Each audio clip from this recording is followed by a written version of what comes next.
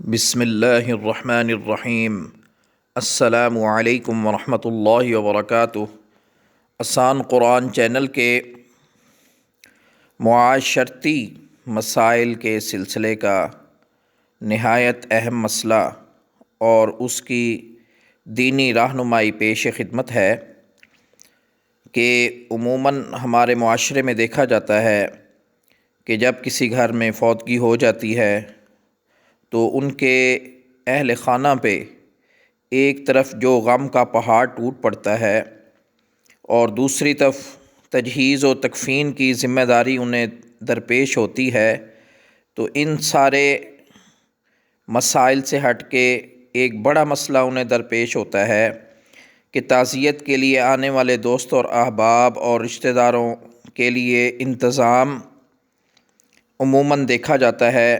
کہ ایک طرف میت گھر میں پڑی ہے تو دوسری طرف کھانے پینے کا انتظام کیا جا رہا ہے، دیگیں بن رہی ہیں اور ٹینٹ اور شامیانے لگائے جا رہے ہیں۔ تو کیا اس چیز کی شریعت میں گنجائش موجود ہے یا ایسے موقع پر میت کے اہل خانہ کے لیے دوست اور احباب، رشتہ داروں اور ہمسایوں کی طرف سے کھانے کا اہتمام کرنا چاہیے یا نہیں کرنا چاہیے؟ تو اس کا جواب ملاحظہ فرمائیں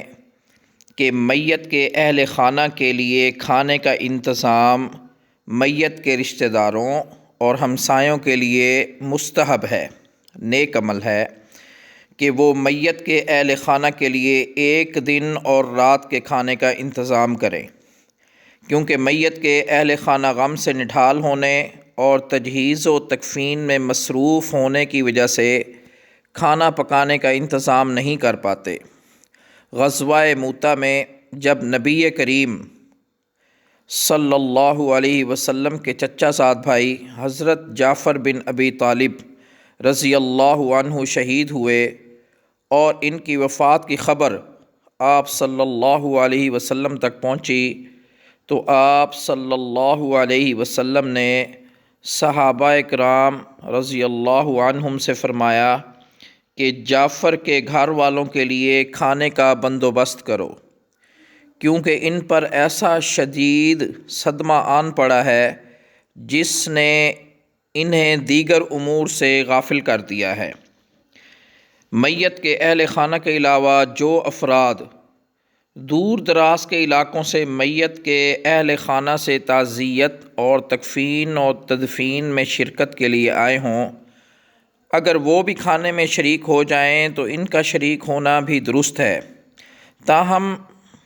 تعزیت کے لیے قرب و جوار سے آئے لوگوں کے لیے میت کے ہاں باقاعدہ کھانے کا انتظام کرنا خلاف سنت عمل ہے۔